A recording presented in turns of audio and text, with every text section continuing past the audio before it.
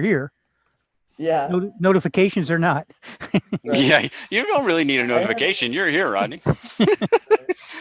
No, I like seeing the chat too, you know. Yeah, I get the pop-up chat. Yeah, I mean, I try to look at it more, but pretty much when I'm highlighted, you know, is what catches me. Getting the pop-out chat. I can't look at the chat anyway. If I look at the chat, I'll be fixated on that.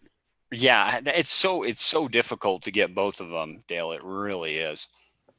So let me get the pop-out chat up. We've got all that.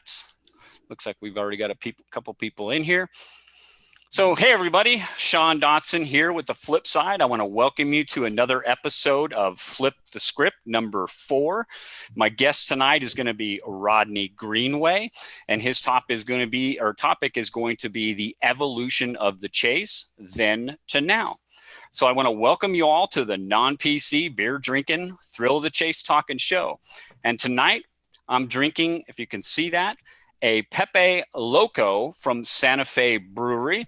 So while I pour my beverage of choice tonight, I'm going to go ahead and allow my guests to introduce themselves. Not that they really need much of an introduction, but Rodney, go ahead and say hi. Hey, how's it going, everybody? Rodney Greenway, for those of you that don't know. And then I have a channel, Rodney Greenway. Just research or just look at my name on YouTube. And then yeah, I'll let Dale introduce, and then we can start chatting some more. Thanks, so who is this Dale guy? Anybody know who this guy is? I'm far away from Bodie's. Oh, that's backwards. That's interesting. Anyway, but I'm drinking apple juice, by the way. That's my drink of choice. Yep. And I'm Dale. I have a blog called The Thrill of the Chase. And I don't know who either of these other two guys are. No idea who we are. We just sent him a random email, and he clicked a link, and now he's in this rabbit hole and can't get out of it.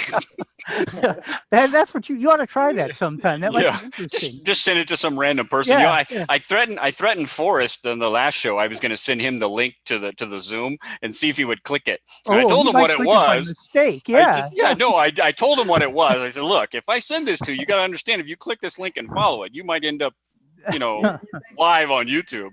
I just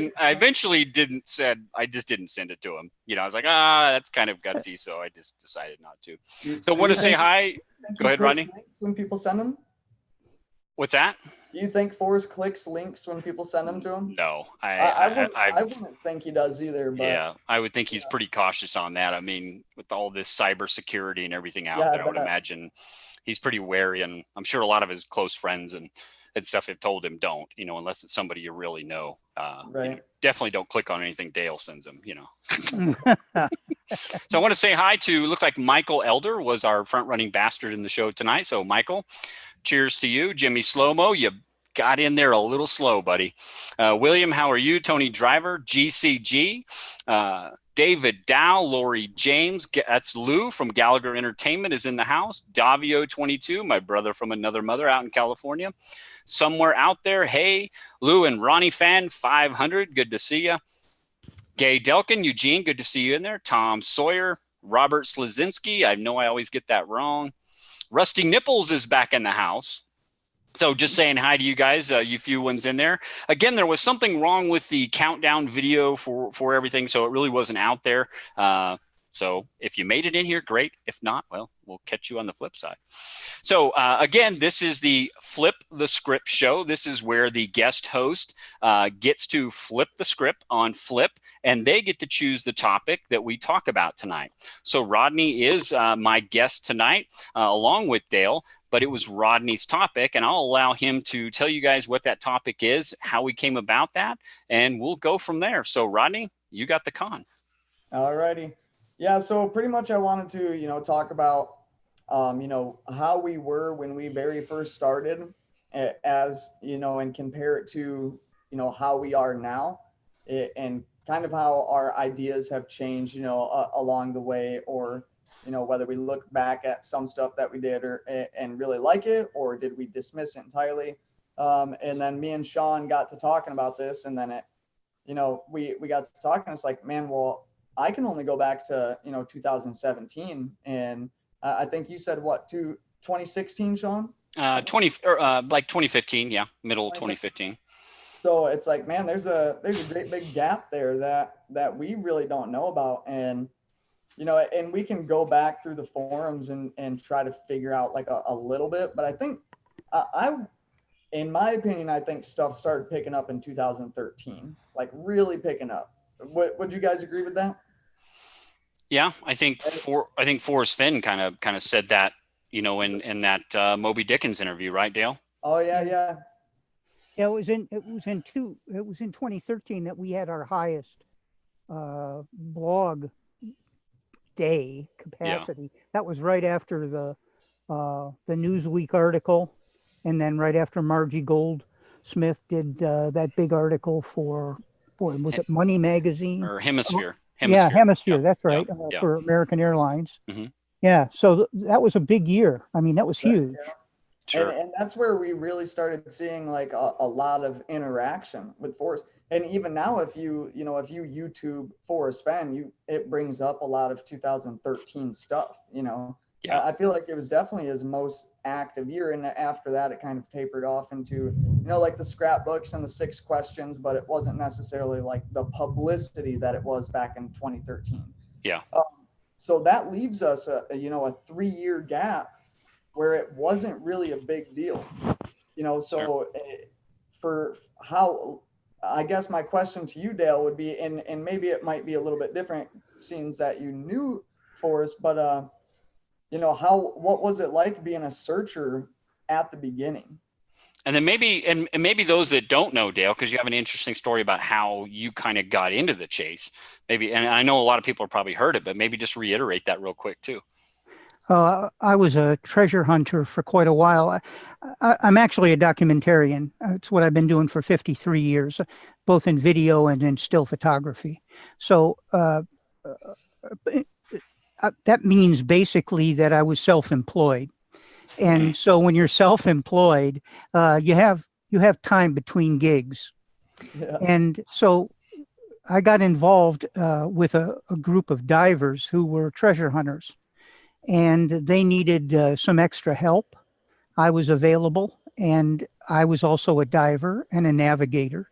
So I started hanging out with them and we started going on first local trips, and then we started going on longer trips. We went after a B-17 up in Newfoundland, a World War II aircraft. And awesome. we went cool. After a World War II submarine in the middle of the Pacific. A Japanese submarine that was carrying gold to Nazi Germany. Yeah, I can't even imagine. It'd be nuts. It was a lot of fun, and the last thing we did was looking for shipwrecks in off the coast of Uruguay, and that was about a 5-year gig, and so one of the people who was, well, actually the project manager for our team was a guy by the name of Creighton Fenn. And Creighton is Forrest's nephew. And so I got to, hanging out with Creighton all the time, I got to hear stories about Forrest. And I learned about him from Creighton.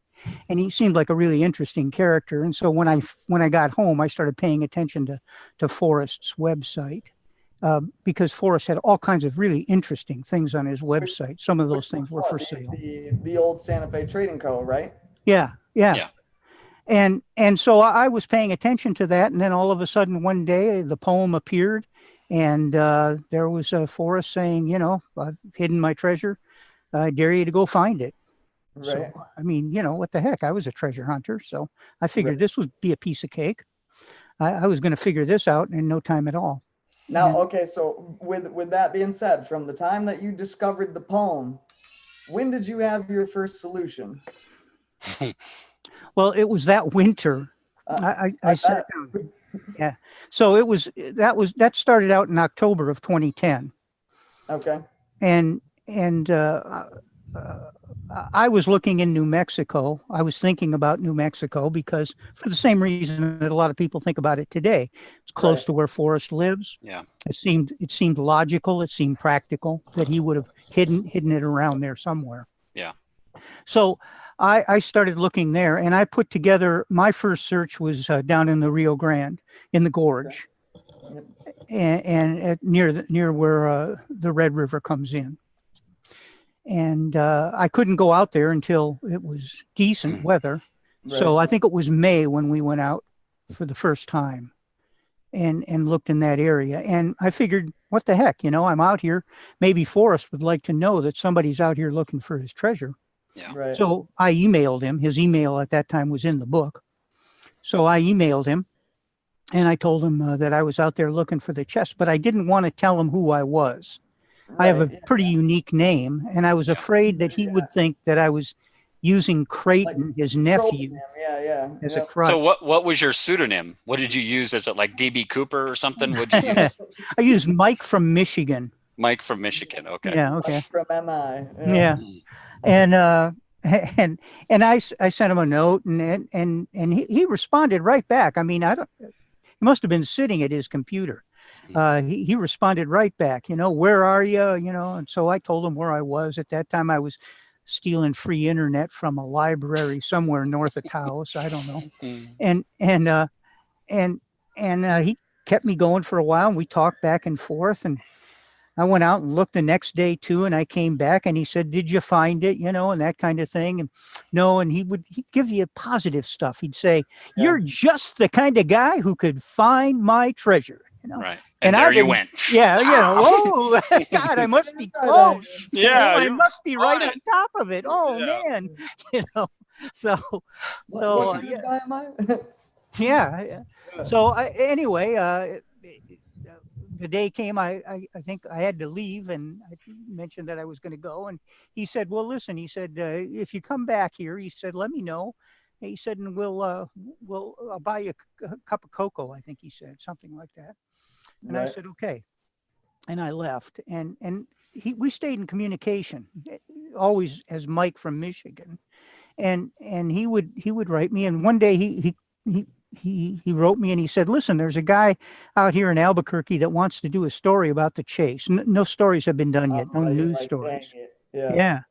So it was Gadi, and he said, listen, can you contact Gadi Schwartz? Here's his email, and let him know you'll come back out here and go on a hunt with him. Yeah. Right. I said, okay. So that's the same one that was that's not the No, yeah. Okay. What one's this one called? The one that you're talking about? It's you can find it on YouTube. There's a short video on it. I'd have to look it up. Yeah, they're the ones from what was the Albuquerque station? Yeah, that's KOBF something. Yeah, KOB 13 or something. Yeah, KOB. Yeah. So that's where Gadi worked at the time, and he did two stories, actually, 2-part story. Okay, so maybe that might. Okay. Yeah. Yeah. And then I remember you driving by some home or something that was brown and had a bear on it or something, and it was the Browns' residence. I think I remember parts of that. Yeah, and then you actually got in the water in the river or whatever it was. Gadi and I got in there. Gadi was all game for it. Yeah, So we got in the Red River. We clumped around up to our waist in the water. Well, that must have been cold. Oh, it was cold. But the thing is, we didn't have half the knowledge that we have today. Yeah. We didn't know a lot of things. Forrest hadn't said it isn't in the Rio Grande. Forrest hadn't said it's not underwater. Now you had did you do boots on the ground in Idaho as well? No, but that was always a joke. Okay. I don't remember who it was, but I thought there was mention of, and I thought it was you, so it's not obviously, but somebody had mentioned that it was either Utah or Idaho before it was ruled out. And I was like, man, I couldn't imagine driving all the way from East Coast over to Utah only for the year afterwards Forrest rules it out, So we got to drive from where you're at. You got to drive through Idaho. If you're up along Washington, you're just going to go straight across, right? Yeah, I always go through. So you always kind of went through there. So at this time when you went, you did that documentary or that film with whatever you want to call it with Gadi, Dal. What year was that? Was that prior to you starting your blog, or was that right around the same time? Do you recall? Or that was right around. It was shortly after that we started the blog. So that would have been in August of 2011. Oh, wow. That early. Okay. Yeah. Okay. And yeah, August of 2011. I'll try and find the link to that video and put it in the description of the video below. I better make a note of that because I say those things and I never do that. But one question I wrote down, and you had mentioned, and Rodney kind of hit on it too, the old Santa Fe Trading Co. site. It was active before the chase started. Yes. And how has that website changed over the years? Has it really changed much in your opinion? Or yeah. Well, for one thing, he had a lot more stories on there originally than he does now. And he also had a lot more things for sale on that website than he has now. He stopped. I think I heard him say at one point that, nobody was, I mean, he had $40,000 and $50,000 items on that. Yeah. There wasn't much traffic for that. Prior to eBay, was it? Times are tough, Times are tough. I'm sure plenty of business has slowed down for sure, So in those few years, and I think Rodney was trying to probably point this out, but in those few years from October of 2010 and over that winter that you were putting your solve together, there really wasn't much out there. I mean, obviously your blog wasn't active yet. It was still another year and a half away. There wasn't, other than the book and probably those emails back with Forrest Fenn, there really wasn't much out there for searchers that were in. Were you in communication with other searchers, or how did that? Well, the only person I was in contact with at that time was Creighton. And I was curious whether or not Creighton had an idea where it was at. And he said yes. And we talked a little bit about that. And he was going to go look. And he did eventually go look, as a matter of fact, around Hebgen Lake. But he didn't have any better luck than any of the rest of us. Sure. Right. Sure. But no, he was the only one. And then it wasn't until after I started the blog that I got in contact with other folks, and I think Stephanie was one of the first. And Stephanie and I had kind of an ongoing contest to see, we were sure that one or the other of us was going to find it. Yeah. Yeah. And you hear in some of the early videos where you can hear Stephanie asking, who's been closer, me or Dale. Oh, sure. Yeah. It was fun. I mean, there was no animosity. It was just a lot of fun. It was a little competition. And Stephanie was very aggressive searcher. Mm-hmm. I mean, she was out practically every weekend, she was looking in Colorado and New Mexico. And she had some pretty, and her website, which is unfortunate, I think, that she took her website down because she had a lot of really, really interesting and fun stories. She was a good writer. Yeah. And she had a lot of really good stories on her website at the time. But what really made the beginning fun, I think, was because there were so few of us that Forrest was right in the game with us. Yeah. He would communicate. You'd write to Forrest, and Forrest would write back. And he would tell you things. I don't mean anything that would lead you to the chest, obviously, but he would just encourage you, and he would talk, and you could ask him questions, and he would answer them. And he was having fun with it too, and you could tell. And that's the biggest difference. And even when more people came on, I mean, we were enthusiastic because it's a different thing looking for a chest of gold and jewels when you're within the first few months of looking for it than it is when you're looking for something that people have been looking for, thousands of people have been looking for, not for 9 years. Right. There isn't as much enthusiasm or excitement. The possibility of getting at it, of actually finding it, was a real possibility back then. You just felt it, and a lot of that is gone. Well, I think that kind of precipitated your email about the whole explosion thing, right? Where the war weariness that you kind of mentioned. I'm sorry, Rodney, I didn't mean to cut you off there. You're good. Yeah. You're good. What were you going to say, Rod? Yeah, I was just going to say, I definitely, I agree. I can't speak for the whole, search community, but, just to get those, like a little encouragement email back or something, you know what I mean? Sure. I think it definitely would build up like the hearts and minds of everybody in the chase for sure. Sure. Yeah. So I can only imagine, you know, at the beginning. And then you said there wasn't a whole lot of internet, you know, websites, or probably not even many references at this point. Like you could probably Google Forrest Fenn and you're probably only going to come up with art gallery stuff, not necessarily treasure chest stuff. That's true. A lot of the stuff that you used to be able to find on the excuse me, on the web, just from Googling his name, you Right. can't find anymore because it's buried way deep behind all the stuff that has to do with the chase. Yeah. I actually use the Wayback Machine, and then I'll set my Google parameters like from like 1830 to, I mean, I know it's not going to bring anything up, but it might bring up a date.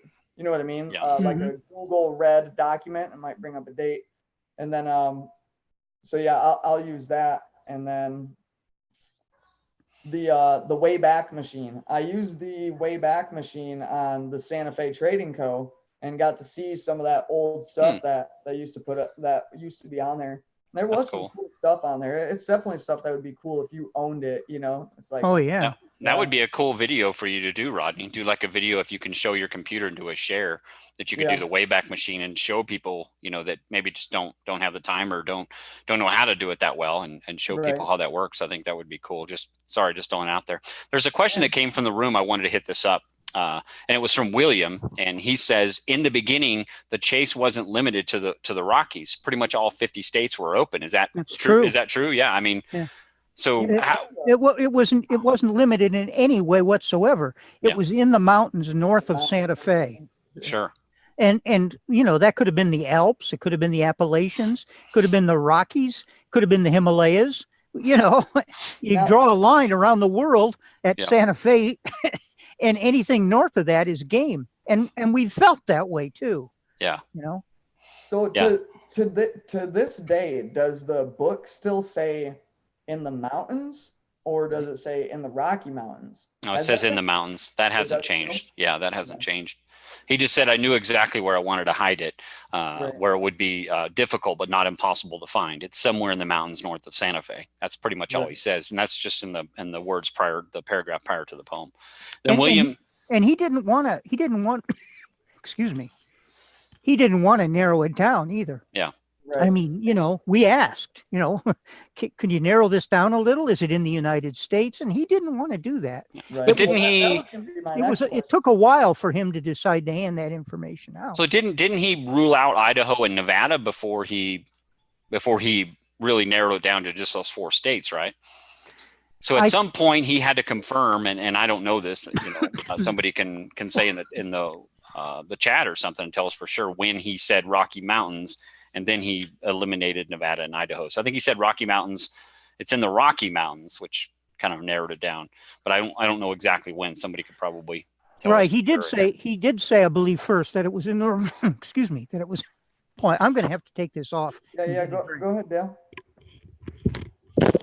And then William said another statement in here. William said Forrest didn't run the site; it was run by a family member. I think he's talking about the old Santa Fe Trading Co. His blog. I think it was Terry Finn, his niece, or somebody else. Yeah, but I think she like designed and like maybe was the administrator of it. But he said he would get on there and do the blogging or whatever. What I was just bringing up, Dale, was that William, who also said about the Rockies part, he said it was a family member that ran the old Santa Fe Trading Co. Was that Terry Finn? Do you recall, or who did that? Well, I don't know if she ran it. She's always and still is his technical person. Okay, that's what she does for a living. Sure. So it was easy for her to take care of Forrest's blog on the technical side. So Terry's the one telling him not to click on the links that we sent. Right? Yeah.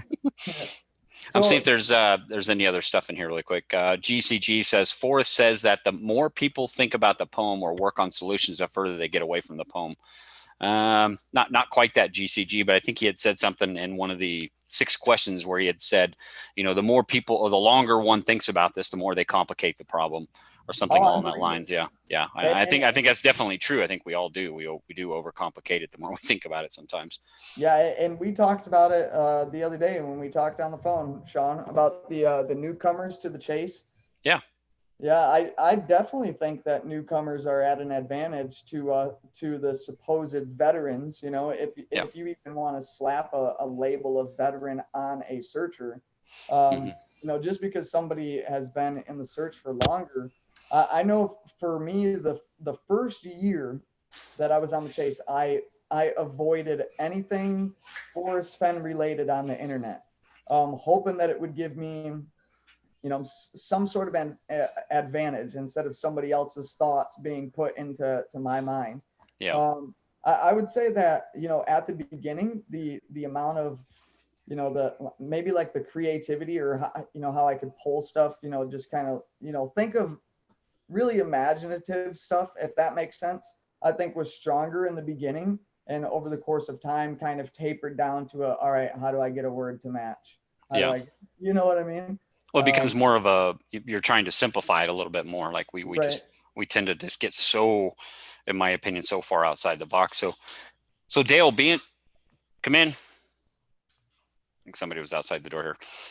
Anyway, Dale, what would be after you've been in this for 9 years now, what kind of advice, you know, beyond Forrest Fenn, what he's given to new searchers, what kind of advice do you think is good advice to new searchers that are maybe watching this video tonight or coming on to your site for the first time? I mean, what would be your best advice to them?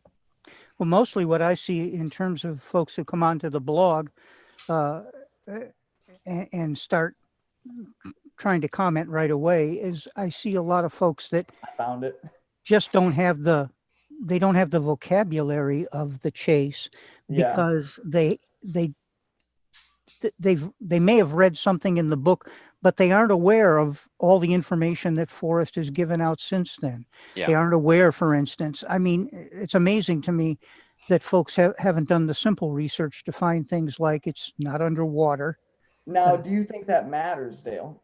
Oh, so that kind of segues into a question that I was going to ask you earlier. So since you've been in it from the beginning and Forrest didn't start leaving clues until, when can we say, 2012 or 2013 was when he started giving clues? I'd say earlier than that, 2012. Yeah. Okay. Forrest's clues maybe narrowed it down, at least for you guys that started off in the beginning, more than what you think. You know what I mean? To us, we started off with that knowledge. We're like, oh, you know, 10,200, 5,000, blah, blah, blah. But for you, for you guys, you know, the home of Brown could have been an old outhouse or a grave, or I hope that makes sense. But what's the good side of that, Rodney? I mean, if I start coming up with some kind of a solution that has an outhouse as an outcome, right, I mean, I'm going to be wrong. Right. So what's the good part about not knowing that? You know, I think it would matter on how many like solves you had up until that point, and how, you know, how familiar you became with like the surrounding areas, or at least your surrounding area. So that way, you know, maybe once you've already been there and you've seen it, then when Forrest drops that little clue, it's like, bam, you know, maybe for somebody it's going to click. And maybe that's what he's, you know, maybe for somebody it's going to, those clues that seem like nothing to us, maybe they're, you know, they're super important, and they're like a wisecrack almost, you know?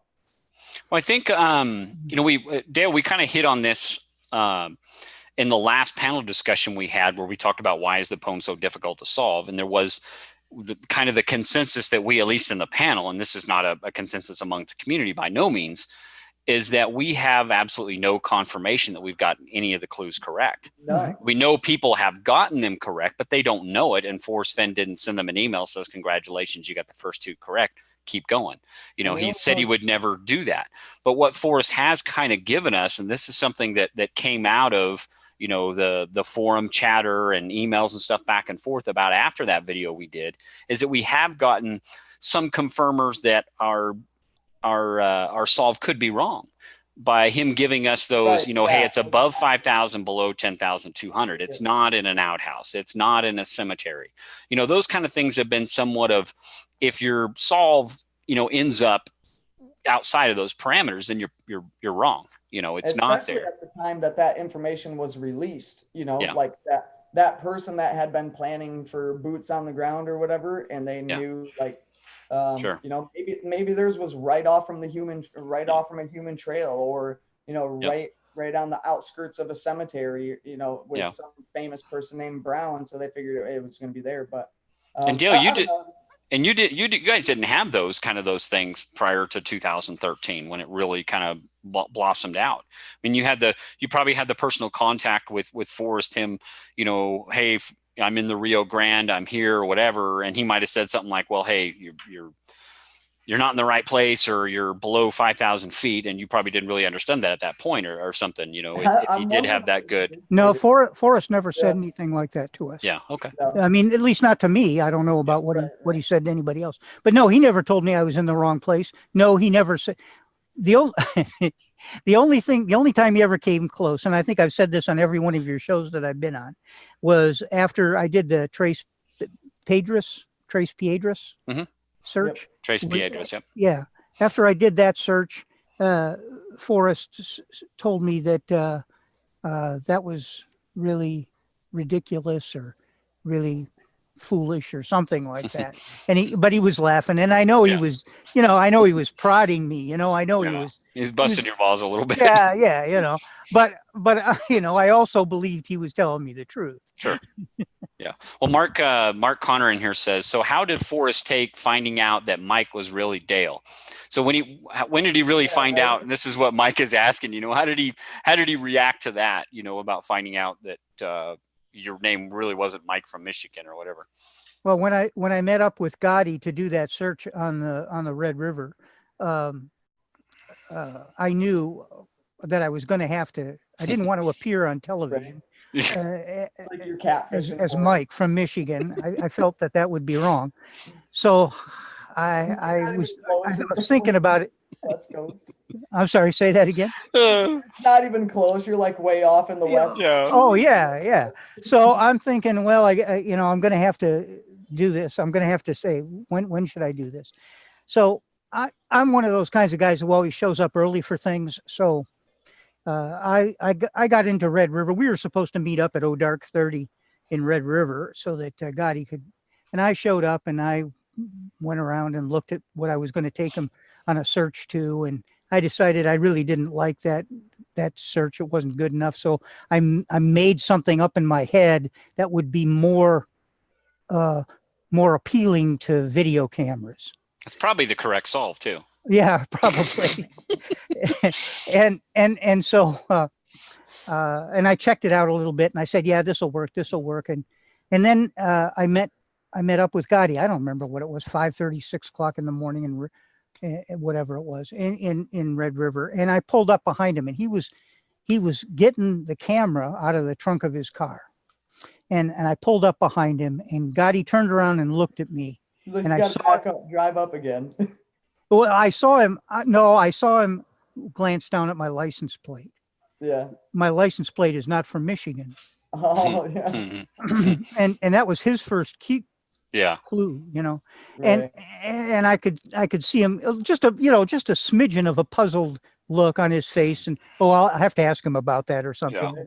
So I got out and I decided, okay, now's the time. So I walked up to Gadi and I said, Gadi, I'm not who you think I am. Two people.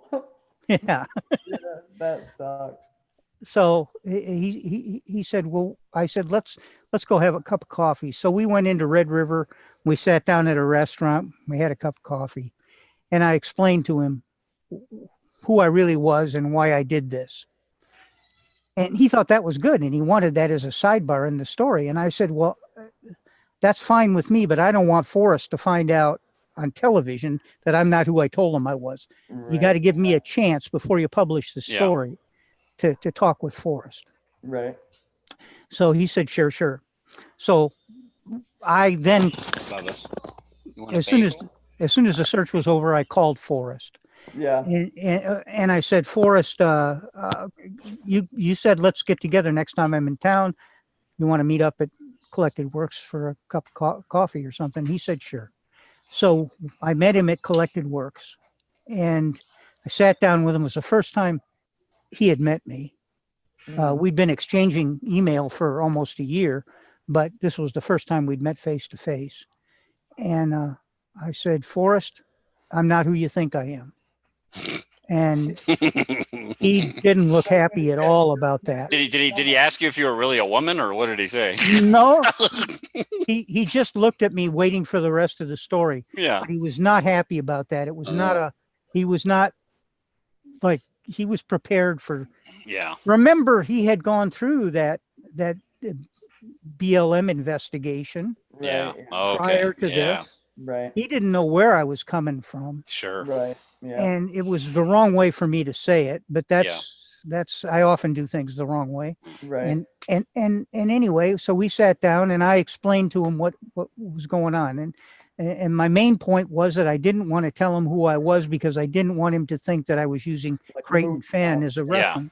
I think he probably understood from that point. I mean, probably. He did. And he looked at me and he just big smile on his face and he started half laughing and he said, Creighton doesn't know where the treasure is. You can work with Creighton. Yeah. You can ask Creighton anything you want. Right. You and Creighton should go looking together. Yeah. It was like that. And he was laughing and we were just buddies after that. Right. Right. He's probably relieved. Like you didn't say, I'm actually with the BLM or something. Oh, so it's good to have that backstory. Thank you, Dale, for sharing that with us. Yeah, it is a good story. So how would you say that the poem has evolved for you, Dale? Since looking back 9 years ago to 2010, all the way up until now, I'm assuming there were high points and low points, right? I think we've all been there. Ideas that you've kind of put on the back burner, but never quite forgotten about, or you look back at some ideas and you're like, man, what the heck was I thinking with that one? Anything like that? Well, yes, my interpretation, my solve has changed with each piece of information. Right. I mean, remember, my first one was in the Rio Grande and I was looking in the water, so and then I was in the Red River and, I was out there clomping around in the river, looking for it. I could have gone to Idaho. I don't know if I did or not. I don't remember, but I could have gone to Idaho. I really like the River of No Return or whatever in that area in the, what is it? It's a senator by the last name of Church or something, I believe that had that area that was cordoned off. And I could have created a whole solve around that, but Idaho was eliminated well before I got into it, but I definitely looked into that area. Sorry to cut you off, Dale, but in Idaho, there's a lot of great places. Yeah. That's how I feel with the Warm River up there in Idaho. Like, man, that's perfect where warm waters halt, wherever the Warm River stops, but it's in Idaho. So. Sure. I think when he said between 5,000 and 10,200, that had a lot to do with where I searched, because although I was searching in the Rocky Mountain sort of geographic area, I was searching down in the valleys too. I wasn't limited just to anything above 5,000 feet. Which are mostly still above 5,000. Mostly. For the most part, yeah. Well, I think in that Collected Works video, which he was in with Douglas Preston and Michael McGarity, he had said, we've got people out there looking on tops of mountains, and then somebody had asked him a few minutes afterwards. It said, "Hey, Forrest Fenn, did you just say that the treasure's not on top of a mountain?" And Forrest Fenn had said, "Well, I hope I didn't say that," And then he confirmed and said, "Yeah, I'll confirm it's not on top of a mountain, but that doesn't mean it's not close to a top," is I think what he kind of said. Yeah. So those things like you didn't have that kind of information until he had said that in that that October 2013 video. Just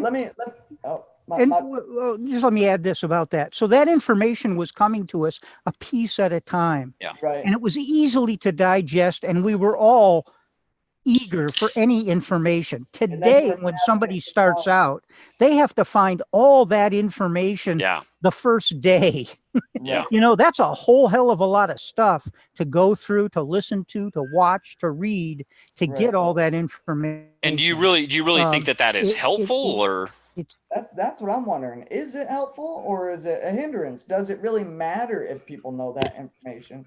Because they didn't at one point in time, you know what I mean? Which is kind of what you were hinting at, Dale, is, you know, did it do anything? But for example, and I'm assuming this probably was a big revelation for you, is when Forrest said that Warm Waters Halt is not a dam.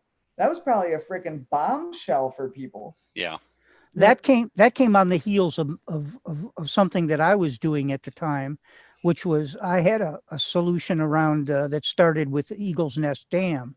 Yep, I'm sure we've all been there. Yeah, and down the Cimarron, and so where Warm Waters Halt was Eagle's Nest Dam, because I felt that warm water was held back on the top. The outlet of the dam was at the bottom where the cold water was. Sure. So the warm water stayed there in the lake, and the cold water got to go. And Right. and I felt pretty good about that right up until Forrest said, no, the dam has nothing to do with where Right. Warm Waters Halt. Yeah.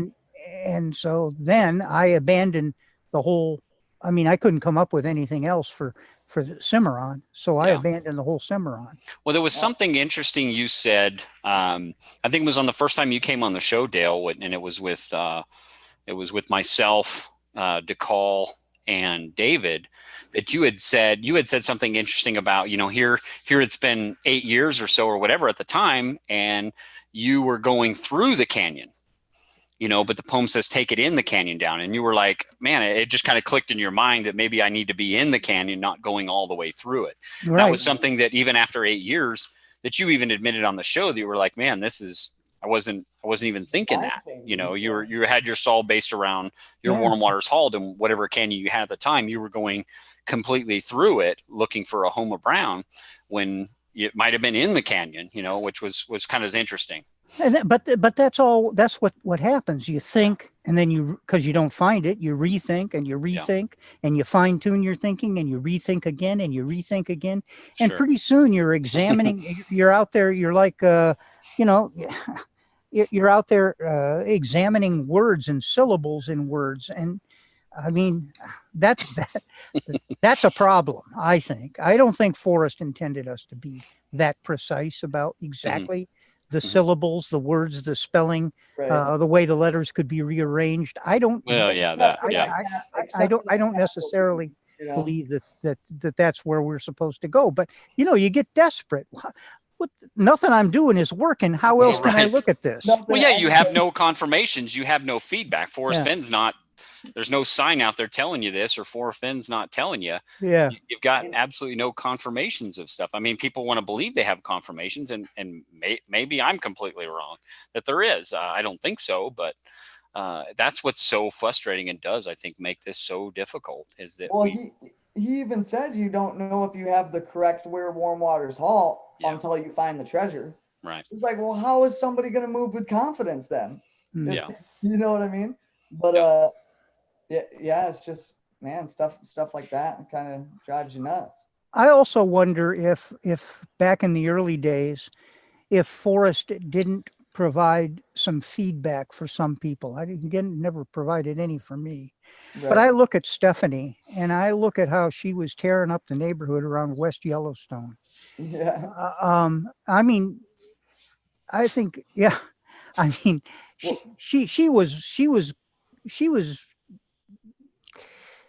running around out there, and and she was in communication with Forrest via email. And I sense that Forrest, I don't know that he did this, but I sometimes wonder if Forrest wasn't doing one of those, you're cold, you're hot, you're cold, you're cold, you're hot, you're cold kind of things with her. You know, and that's just my dream, of course, but obviously it didn't amount to anything because she never found it. But boy, she was running around tearing that land up out there like crazy. Well, she had to have some reason to do that. Yeah, I've reached out to Stephanie several times, to come on the show and just talk with her and pick her brain a little bit. But she's she's just really kind of, reserved. She really doesn't want to go that route. And I completely respect that. It takes a lot of courage and stuff to come on here and show your face and talk about stuff. It really does. So Yeah, I understand where she's coming from, and I respect that. I will continue to ask her because I think that she would be a great guest, and we'd love to talk to her and just understand that mindset, of where she's been, what she's done, and stuff. So Stephanie, I'll keep emailing you. We'd love to have you on. Well, it was one thing that Stephanie wrote about very early on. Oh, I don't know how early on, probably 213 or 214, when she said, when she had some kind of a conversation with Forrest, and Forrest wrote her that she asked if it could be in a tree, I think, and Forrest wrote her and said, it's not in a tree, but it could be surrounded by trees. Yeah. But Which would remember, make sense anything for could be in the surrounded by a Yeah. tree if you go out far enough. Yeah. Surrounded by trees if you go out far enough. And we've never had confirmation on that. I believe that Stephanie, I've always believed that was true. I don't think Stephanie lied about that. I don't think she made that up at all. I've always believed that she did have some correspondence with Forrest, and he did say that. Yeah. But I would love to hear somebody confirm that. Yeah. Well, we can only get that confirmation from her, that came out. Everything else is just hearsay and secondhand information. Well, we could only actually get it from Forrest. Well, yeah, there you go. Absolutely right. Yeah. Yeah. I mean, she's already said it, I guess. Yeah.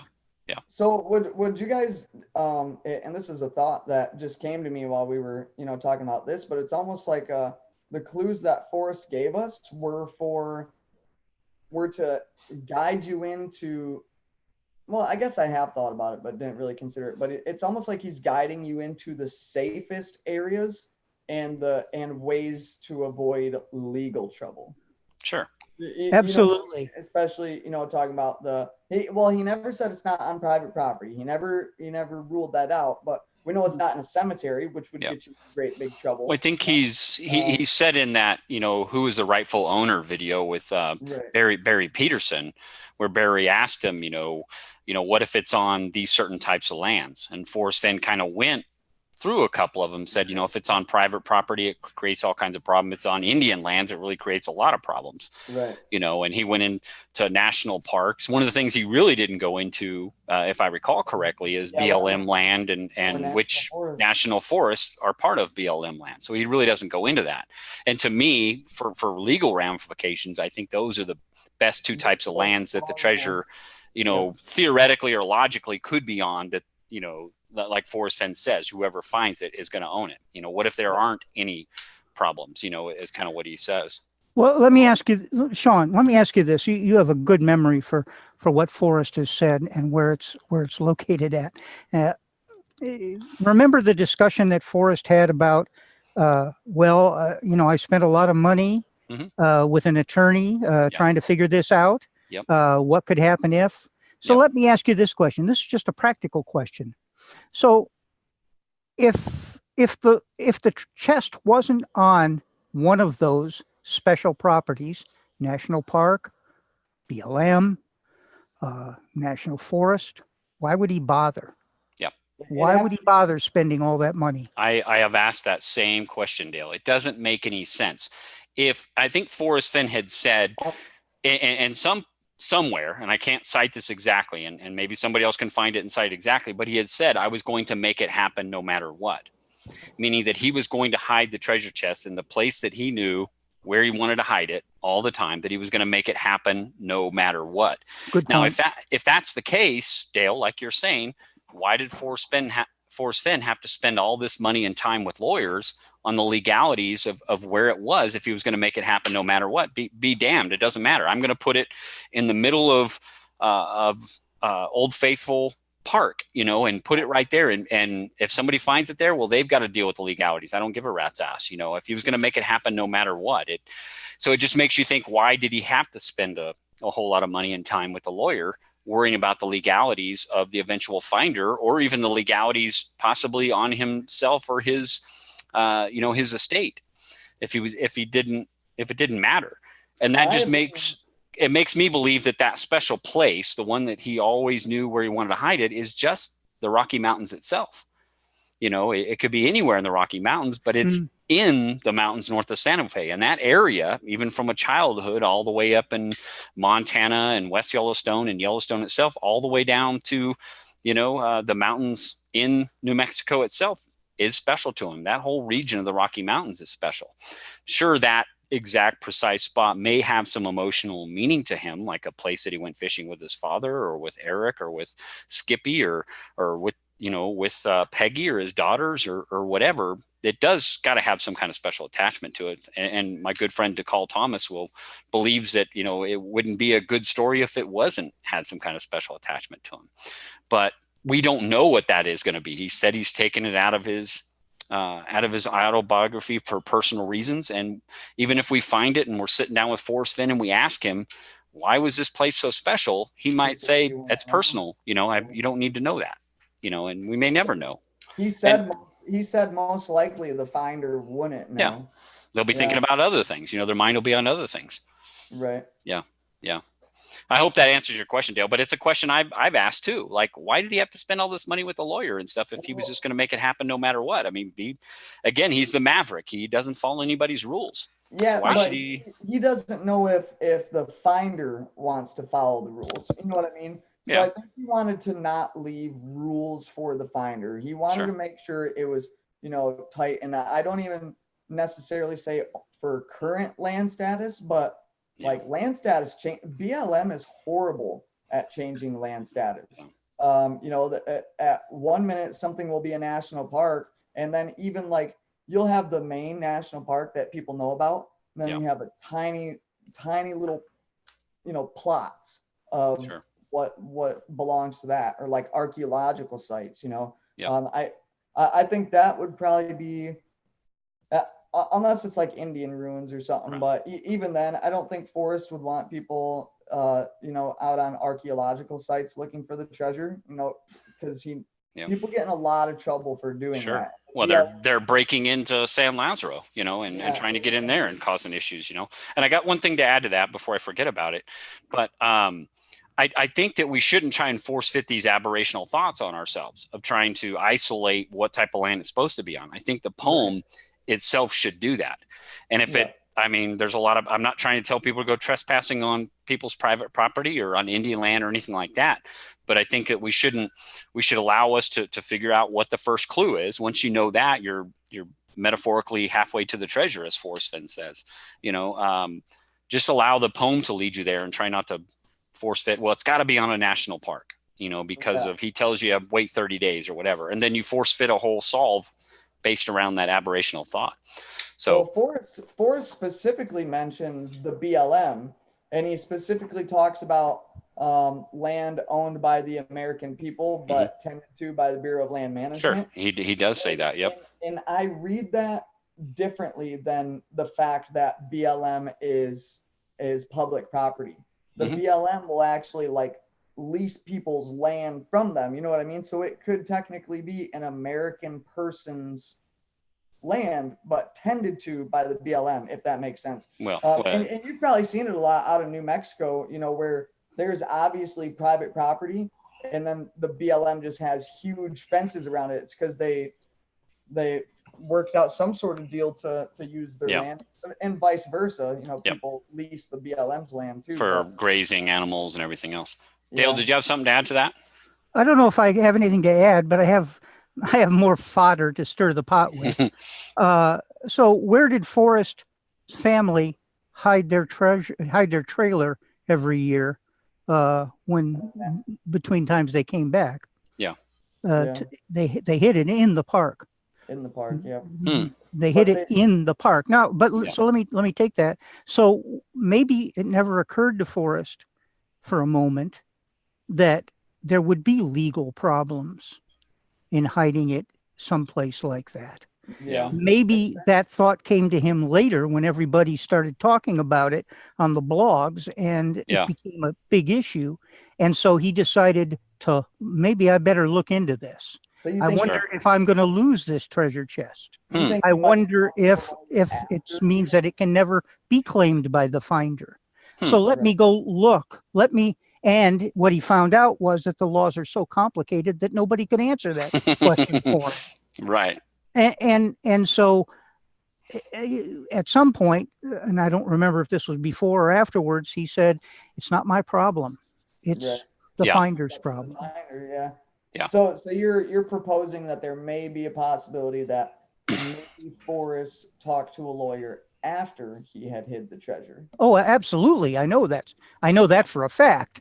Yeah, I always took it as Forrest went to the lawyer before he hid the treasure. No, that isn't the way that happened. I mean, he may have done that, but the event that I'm talking about, that he wrote about, that was precipitated well after the treasure was hidden. That was precipitated by conversations that folks were having on the blogs about it can't be in a park because we would never find it. I mean, we would never get to keep it. They'll take it away from us. Well, here's one thing I want to mention. And guys, I know there's a lot of questions in the chat room, but again, I'm trying to keep up with this conversation here and make sure I don't lose track of this. And so I will try and get some of your guys' questions. But one thing I want to throw into this mix as it relates to it potentially being on a national park, whether you think that's Glacier National Park or Yellowstone National Park, is that Forrest Fenn has said when asked back in the Moby Dickens interview from November 2nd of 2013, he said, how do you know whether or not the treasure has been found? And Forrest Fenn, and I completely paraphrase this and won't get it exactly, but Forrest Fenn has said, I may never know. The eventual finder may not want to tell the IRS. So I may never know. So why would the eventual finder need to tell the IRS? He would need to tell the IRS if he was in a position to try and sell it. So if it was theoretically on a national park, and according to his lawyer, you'd have to take it to the park superintendent so that the park can deem, who it belongs to, and then give that first right of refusal or whatever to the owner. Forrest Fenn would then say, well, whoever found it gets it. Well, then now guess who's going to jump in? The IRS is going to go, okay, now you need to pay taxes on this. So that would be one way that the IRS would know. And then again, Forrest Fenn would potentially know that it was found. But if the eventual finder was a rule breaker and didn't want to tell the IRS, didn't want to tell the national park, great. You hump it to your car, you put it in your trunk, and you say goodbye to Yellowstone and never go back, and do whatever you want. You never have to tell anybody exactly where you found it. You could say, I found it in my own backyard, and the poem led me to my own backyard. That's theoretically you could do that. I wonder if that's why Forrest told the searcher, whoever finds the treasure, to put it under your bed and sit and think about it. Put it in a vault for 30 days or whatever. Sure. Because that was also the stipulation for the park rangers, was they held on to it for 30 days and tried to figure out who the owner was. Well, if they, so one of two things can happen. Either the finder finds it and then doesn't need the Park Service anymore because he can validate from the owner that he found it. You know what I mean? And if not, hey, he still could have had the day documented that he found it, or he or she found it. Yeah. And then, that 31-day mark, and Park Service or not, it was held on to, not disturbed or anything, for 30 days for whoever lost it to come forward. You know what I mean? Or the second scenario would be, and I hate talking about this, but Forrest is gone by the time that the treasure is found. Then you still have the 30 days, and within that 30 days, you're either going to discover that he had passed away, and it's easy to confirm through all the publicity and documentation and interviews and everything. Pandora's box being opened. Right?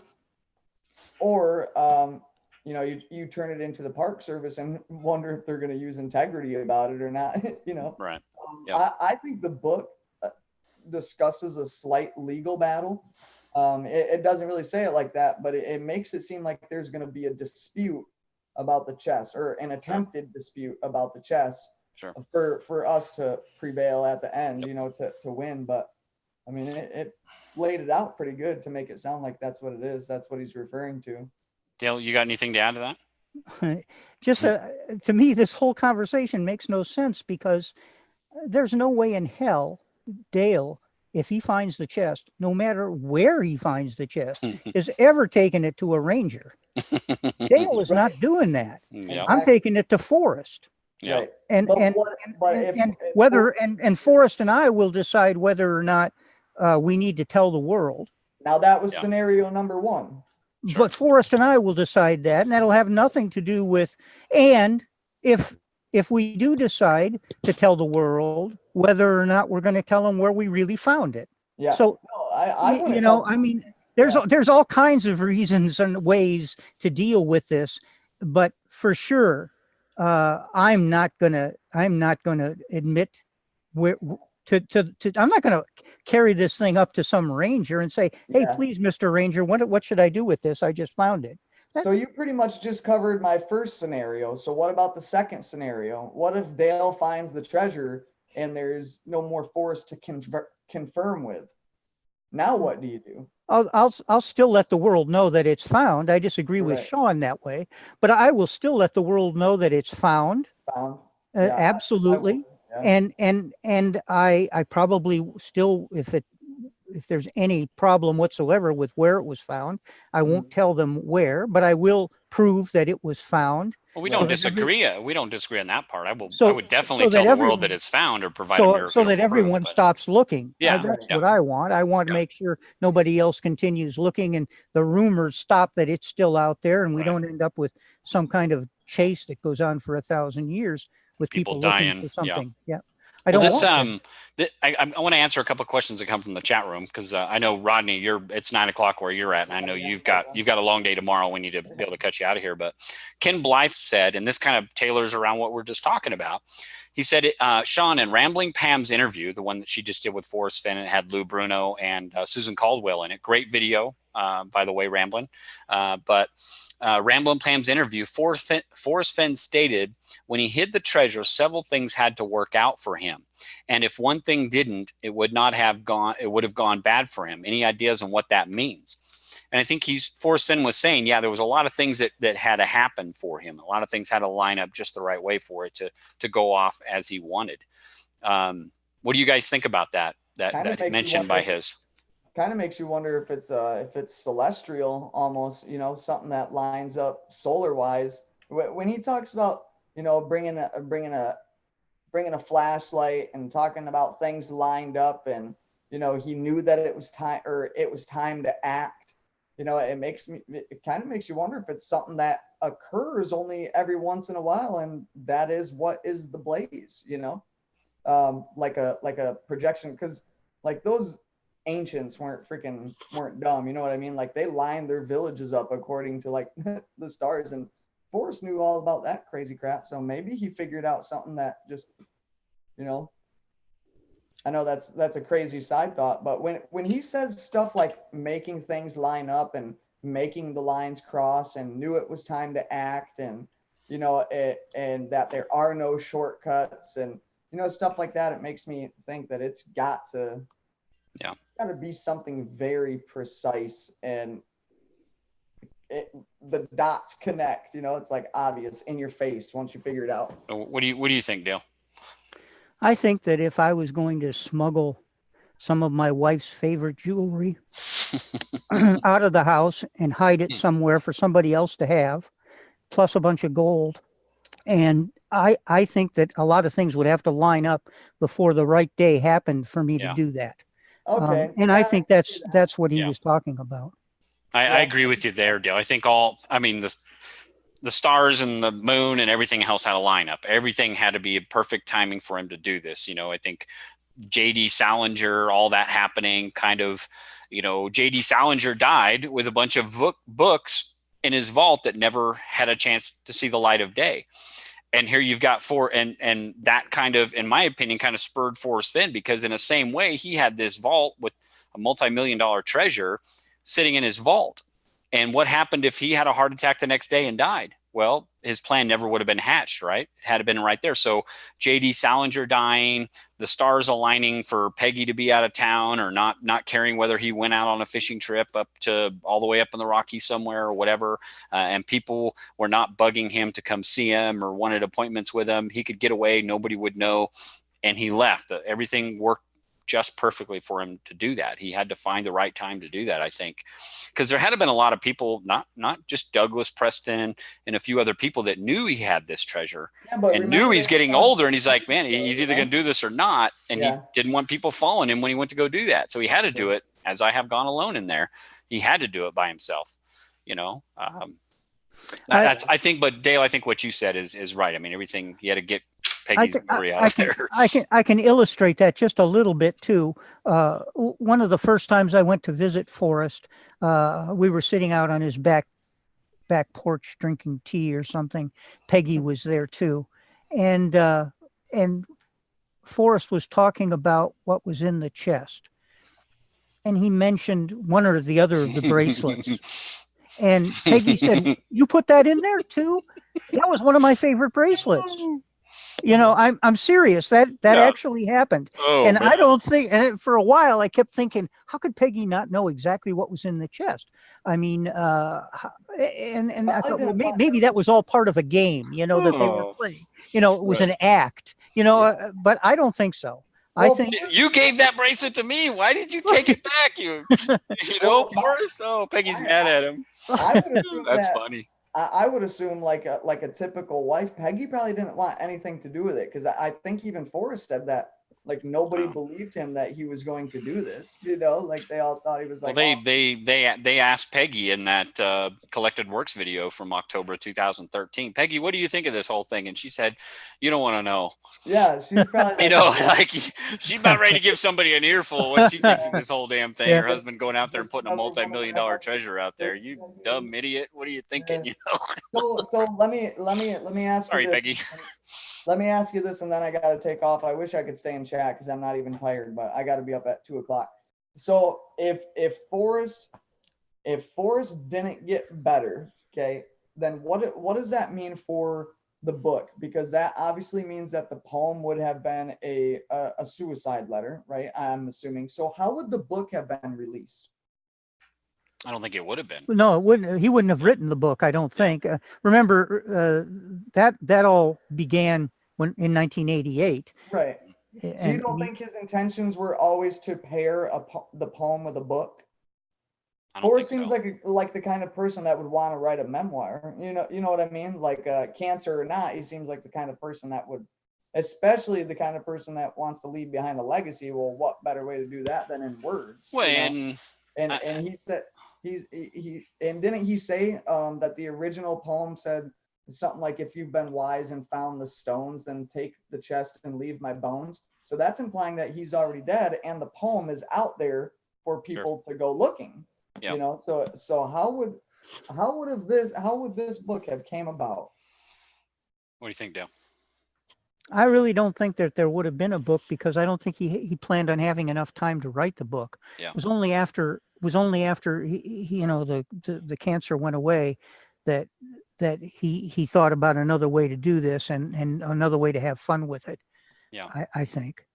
Well, I think I mentioned this before, that when he first got cancer, and he talks about this in the Golden Moor, and then I got cancer. I think it was in Golden Moor, and he had stated all the different emotions he went through. He was upset. He was going to be the one guy, like he told Ralph Lauren, "Why can't I take it with me?" He was angry at the world. He had built this multi-million-dollar business. He was very successful, everything else. And then life smacks him in the nose, metaphorically, with cancer. Yeah. And he's upset. He's frustrated. He's mad. He's pissed off, for a better lack of words, at the world for doing this to him. And he decides, why can't I take some of this with me? So the original plan was, screw the world, screw the rules. I'm going to take some of this with me. I'm going to go throw myself on top of this treasure chest, and I'm going to dare you to come find me. And then you get the chapter in the book called Ode to Peggy Jean. Yep. And that is all about, in comes his family with this fight and love for him, and helps him through his battle with cancer.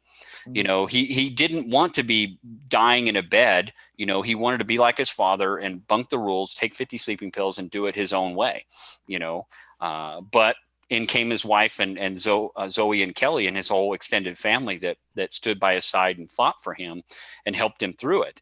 So that story in my opinion, morphed from one who was going to take it with him to he who labors or who teaches a child labors with God in their workshop. And he's kind of, talks about that a little bit in the epilogue about Marvin, where here's my father on the Banco, where here is his father is sitting him watching close this deal with a couple of business clients. And then Marvin walks over to the table, rifles through the paperwork and says, son, you just made more money in 15 minutes than, it cost my home. And it took me 20 years to pay that thing off. I think that hurt him pretty bad. I think it did too. I really think it was, like he said, it was a very melancholy moment. He should have been all excited, but here he's like, he sits back and he goes, holy shit, here's my father who worked his ass off to teach children, mold lives, everything else. And what have I done but nothing but just take care of myself and my kids? So I think his whole story morphed, from he who was going to take it with him to one who was going to teach all of us. I mean, look at all these lessons and, everything that we're learning. Yeah, we're not out in the mountains probably as much as he'd like. And we're on YouTube and on our phones and on our communication devices and everything else. And we really should be out there smelling the sunshine and the flowers, but we're still doing that. This is just an extension of that, but I know I rambled on a bunch about that, but I think Dale, like Dale said, and I agree with what Rodney's saying too, is that I don't think there was original intention for a book. It was just, he was going to screw the world. I'm going to go out, throw myself on top of this, this treasure I'm putting together, me taking it with me, and I'm going to dare you to come find me. And I don't know if he left a note with some instructions for Peggy and say good luck or whatever, That's I don't know. Thing that gets to me because, there's no way that they had been married for that long. And I can't say there's no way, but I feel like she would not be okay with if he were to just up and disappear. So that there would have had to have been something, which makes me think of the poem more of like that, or at least its original intent was to be more of like a suicide letter, but it had to have been probing somebody to come look for him, because he wouldn't have put that line, take the chest and leave my bones, if that's even what it originally said. But from the sounds of it, from Forrest, it sounds like that's what it originally said. Yeah. Well, I think he really did intend for people to come look for his chest, even when he was going to commit suicide. But that doesn't mean he was going to publish a book. I think he expected the poem to be published or to be released somehow, and he probably would have made arrangements to have that happen. But I don't think that he had a book in mind until things got better for him. Well, I think that whole J.D. Salinger thing, I think that was the catalyst, for him to write that book. Like he said, I mean, and maybe he's just embellishing the story a little bit. We know he likes to do that. He admits to that in the book. But I think that whole J.D. Salinger book, him saying, if this is a good book, everybody's talking so highly about J.D. Salinger and The Catcher in the Rye, and he was this mysterious guy that kept books in his vault, never to be published. Sounds like my kind of guy, right? That's what he says. So it's not that he had some love for J.D. Salinger. I mean, he never heard who he was. Never even heard J.D. Salinger, Catcher in the Rye, until Diane Sawyer was all praising him when he passed away. Yeah. So he goes and gets his book, and he's like, if this is a good book, I can do that. I don't necessarily know if I believe that. I don't believe that. Yeah. It may be a complete embellishment. You're absolutely right. It could be a complete embellishment. What I think he's doing is he's giving us a timeline. You know how he and Dale, or maybe even you might know, Sean, right off the top of your head. When was The Thrill of the Chase released? It was October 25th, 2010. Yeah. October 25th. Yeah. Okay, so October 25th, 2010 is when The Thrill of the Chase was released. Now he said it took him 6 weeks to write that book, right? Sure. Yep. Okay, and then we go throughout the editing and processing and whatnot. Now in the book, he talks about finding out that J.D. Salinger had died. Sure. And then as well as talking about he's writing the book as a 79-year-old man. Right. You know what I mean? And I think between those, because we know he hadn't turned 80 yet. So if you could go between J.D. Salinger's death and, before J.D. Salinger died in January of 2010, I think. January 27th, 2010. So I think, if you backpedal off from that, which obviously that's winter, yep. right? So if the treasure was hidden before the book was written. We know that Forrest probably didn't hide it in the wintertime around when J.D. Salinger passed away, because you can't necessarily go, well, you can, but you won't have luck searching in the snow. So you're going to have to back it up between, July, August, September, maybe June, but that 4-window period right there in 2009. But I'm gonna. We can go down a huge rabbit hole with that, Rodney. I just don't know if it. I mean, sure, it'd be a fun conversation, absolutely, but I don't know if it really matters a whole lot. I think it's just a way, like you're saying, it's just a way for him to tell that story.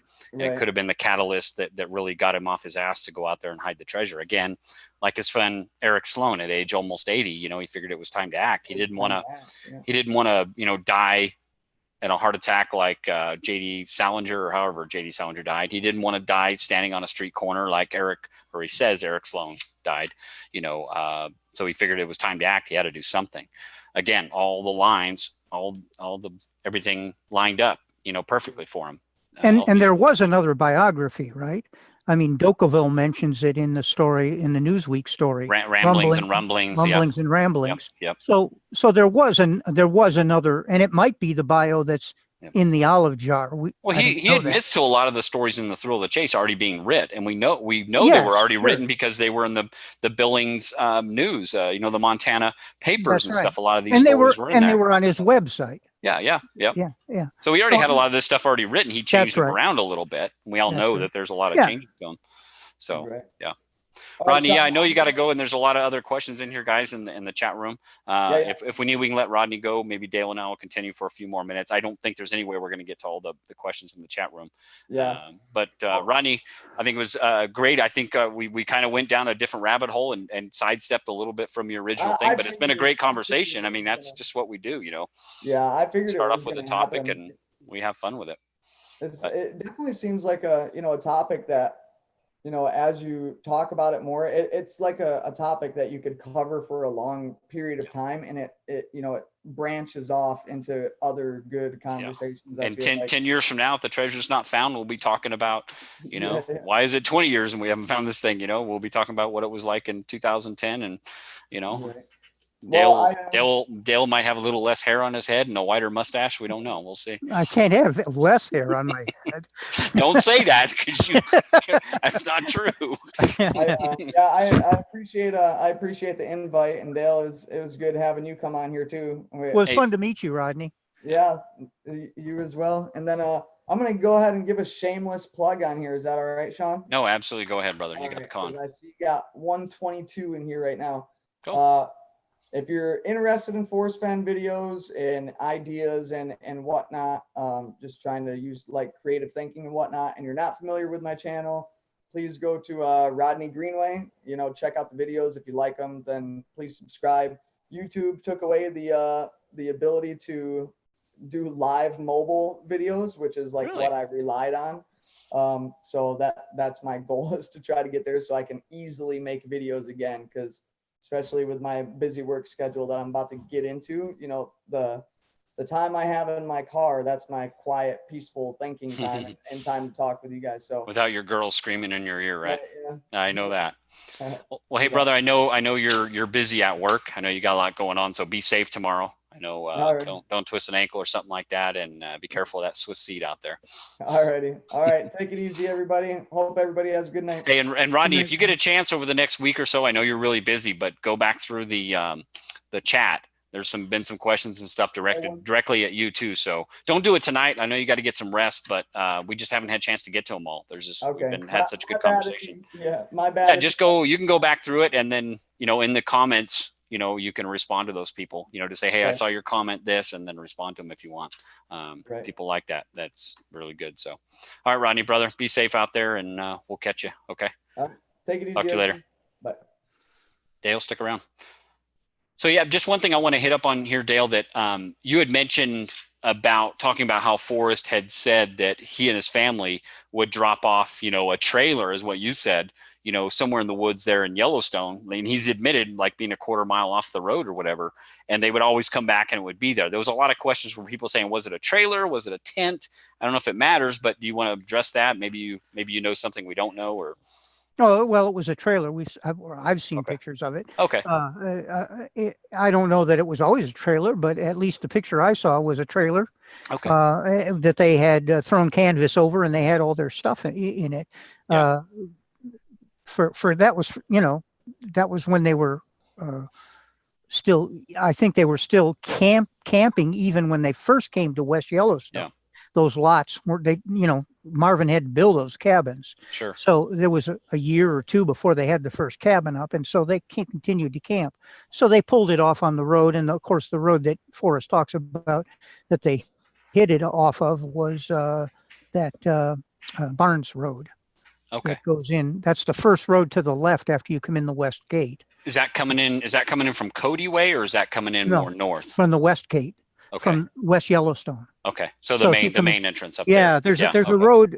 It's not even, I don't think, a quarter mile down from the entrance. Right. It's right on the left, and it goes down to the barns, where the barns used to be. Now it's called the Barnes Hole. So we need to go out there and put a sign, one of those wooden signs, and says Fenn's Trailer Deposit Spot or something. So we can get away with that. You can see it. The pine forest out there is pretty thin, and you could negotiate it. You could find a hole in there to park something and hide it. But I mean, I can imagine in the 30s and 40s, the amount of people that were coming out there was probably all dirt roads, or most of it at least. I mean, it wasn't that populated as it is now with, bus loads of tourists and stuff going through there. Yeah, it certainly didn't have, millions of people. 2.5 million people last year visited that park. Crazy. It certainly didn't have that kind of. But 350,000 searchers too. Yeah, and right, and I asked Forrest at one point. I asked him because he used to talk about when he's written about it too. He would ride his bike back in there. So right across from where they put the cabins is the park. I mean, there's no fence there really. It's right across Boundary Street, like where the Dude Motel is. Oh, that's right where across the street. Well, that's not where the cabins were, but they were on Boundary Street further down. But if that Boundary Street really is the boundary to the park. On the other side of it is the national park. Isn't there a river? Isn't there? That's where the Madison is, right there. I mean, it runs right next to West Yellowstone, doesn't it? No, but the Madison is about a mile, or maybe not quite a mile further up. Okay. So you have to go through this woods. So you cross Boundary Street, you enter the woods, you walk on a trail through the woods, I don't know, maybe almost a mile, and that's where the Madison is. Sure. So you come out, if you walk through the woods, on this Barnes Hole Road. So you walk and then you walk like this, and then the Barnes Hole Road is up here. All right. So you would have to cross the Barnes Hole Road to get into the Madison. But back in those trees is where they parked and hid the trailer. Yeah. So my point is that Forrest didn't, and his family didn't really care if they knew that it was illegal to leave something in the park. Right. They didn't worry about whether or not the rangers would haul it away. They didn't even worry about whether or not the rangers would find it. Yeah. On the other hand, they got better things to do, right? Yeah. On the other hand, I've hidden when I used to hide that cash back in there. I've hidden that cash in basically the same area back in there. And the first year I hid it, I left it out for the winter. And when I came back in the spring, there was a note there that said, "We removed your cache. You're not allowed to leave things in the park." Huh. And I said to myself, well, geez, I had to be pretty lucky to stumble upon this. But then I remembered, oh yeah, I wrote exact directions about where it is on the blog. All they had to do was read the blog and go to that place and pick it up and leave me a nasty note. If the treasure's in Yellowstone, we all have a poem on how to figure out where that is, and the rangers could find it and leave Forrest Fenn a note and say, "Forrest Fenn, you're not allowed to leave stuff in the park. We took this. Thank you. We are now building a new building here in the park." I'm going back through the chat room here, and I know people were back and forth about this whole trailer thing, and weren't sure about that, so I'm glad you clarified that. If you have a picture of that, maybe you can share it on the blog or something. I think I do have a picture of it somewhere. Or convince Forrest Fenn to make a new scrapbook about that and see if he'll do something like that. We haven't had a scrapbook. He never said trailer, huh? I don't know. I don't remember him ever, or maybe there was. I don't know. I don't remember that either. Okay. No. Well, I know I have a picture. I know I've seen a picture of it. I think I have the picture. I'll look. If I do, I'll post it. Minotaur Marino asked this to you. He said, has Forrest ever told you that you need to dip your toe in warm water salt? No, he may have. I don't remember that. I mean, I know he said it to some people. Who did he say that to? He said that to Christy, as far as the two that I know of, K-Pro, and he said it to Scott Conway. He asked them when they were talking about their warm water salt. He said, well, did you dip your toe or put your foot in the water or something along that line? Yeah. I don't know that he ever has. Okay. I can't remember. Have you dipped your toe in your? Oh yeah, you have. You pulled a Cynthia Meacham. You like went sunbathing in your. We don't want that picture, Dale. No. That was no. Cynthia went. Cynthia went the big nude route. Yeah, she went the. Dale went with all his clothes on. Yeah, right. And didn't you say some lady came up and wanted to jump in there with you? She came up there to harass me. Yeah. She wanted to know why I was in there with all my clothes. I told her I was doing my laundry at the same time. You should have told her, well, if you want to jump in here with me, I'll gladly pull them over. That wouldn't have helped. Right. Might have went running, huh? It might have been a whole different story. Would have had Dal Neitzel in cuffs. Tom Sawyer says Peggy was in the West Yellowstone with him near the time he hit it. I guess that's just more of a statement than anything. We don't know. Tom, he might have been. I mean, I'm sure Peggy's gone with him several times to West Yellowstone, but I think he admits a lot. Forrest Fenn admits a lot, even in the book, that Peggy would go on vacations and visit her mother so that they could talk about him being Forrest, and then Forrest would admit he'd go fishing with his dad so he could talk about fishing. Yeah, remember at that time, Forrest was still involved in the. On the board of the Cody Museum. Yeah. And so there were at least annual visits. They had to meet as a board at least once a year. Sure. Yeah. So they would go out there and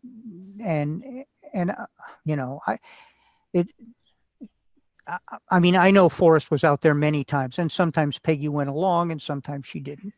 Yeah. I had a complete solve, and it was centered around the fact that I believe Forrest Fenn had secreted away the treasure chest and all the Sharp's cabin stuff, that when he had that dedicated up in the Cody Museum. And I think that was right around the 2009 timeframe or something, if I recall correctly, but that's been years since I was just tailoring around with that rabbit hole. But there was a guy who and his girlfriend who seriously believed that and wrote Forrest that they were going to go get it. Yeah. And, they had sent Forrest a picture of them. So Forrest decided that he better alert the Cody Museum that these people were coming. So he sent the picture, and they had the pictures, I guess, posted with all of the folks who worked at the museum to look out for them. And sure enough, they showed up, and they were exited. We could have a lot of fun with people. If people are starting to tell you on your blogs, like, hey, I'm going to the Cody Museum, somebody else sees it, they could be like, hey, you need to watch out for this person. Next thing you know, they're checking names of people coming in there, and you got Gay Delkin or somebody getting arrested, before you even gets into the Cody Museum. Sorry, Eugene, just messing with you. You could get away with that once. One time. The next time, that's right. The next time it would be you. Yeah, exactly. Right. Next time this guy comes in. William Ortiz, I think that his last name says, at the flip side, thoughts on why the chest was originally called Tarzan. Yeah. Remember, I think he didn't he really originally call that Tarzan? Yeah. I don't know why, or why did he call it indulgence? I mean, we can fantasize about why he called it indulgence. Yeah. I guess I could do the same thing with Tarzan. I certainly don't know. I mean, Tarzan may have been a hero of his. He hasn't written about him, but I know as a kid, I used to go to all those Tarzan movies and I used to watch them. And we had grapevines in Michigan where I did grow up, and we used to swing on the grapevines and go, oh, and George of the jungle, watch out for that tree. Well, I thought it was interesting, William, that you brought this up, but Forrest Fenn in that Playboy interview, when he was talking about flying the F-100 and firing off the 20 millimeter, cannons in it, he said it had four 20 millimeter cannons in that F-100. And when he fired them, all at 4 at one time, it would just literally shake that aircraft, and that they would, I don't know if this is true or not. He said that he felt that they somehow filtered in that gun smoke or whatever into the oxygen. And he said, and this is quote unquote what he said. He said it made you feel like Tarzan, king of the jungle. I don't know if that has any correlation at all, William, with that, but it's funny that you mentioned that, and maybe why he called it was because he felt like Tarzan of the jungle, just going out there and leaving some, planning on. So maybe he didn't carry the chest anywhere. Maybe he dropped it from his plane somewhere. Page 99, he's dropping off 2 heavy loads, right? Minotaur Marino. No, that's one he already said before. Hatchet Jack says, at the flip side, I agree with your analysis. Sorry, I didn't read that. I don't know why you're agreeing with me. I don't know what there's to agree with. GCG, Gregory Colvin Garcia says, the story about his father on the Banco alludes to his respect for his father and his noble profession, and is a hint to what is really valuable in the poem. Yeah, possibly. That's one of my favorite stories, and it's obviously one of the shortest stories in there, but I think it really talks about, it was a humbling, melancholy experience for Forrest Fenn, in my opinion, for that. It was embarrassing for him. Yeah, I think so. He didn't realize it. He didn't realize what he had just done to his father, how he had more or less humiliated him. That's what he thought. His father was like saying, "Hey, I'm proud of you, Forrest," but he's like, that's not what he got at. Let me see if I can just find this really quick. I love this chapter. Father on the Banco. Here it is. What he said. After this is what Marvin said. He said, "Son, you've made more money in the last 15 minutes than my home cost, and it took me 20 years to pay for it." And Forrest Fenn had said, "It was a melancholy recollection that suddenly made me feel totally inadequate."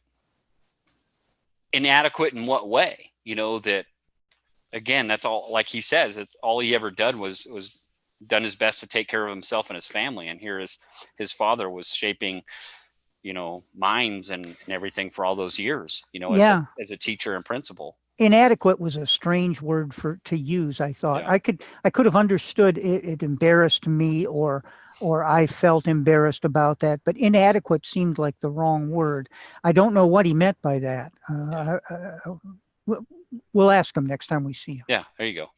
But yeah, I think it just like you say, he was embarrassed. It was not, his father was trying to pay him a compliment, and it just didn't come off that way. It was like, holy cow, what?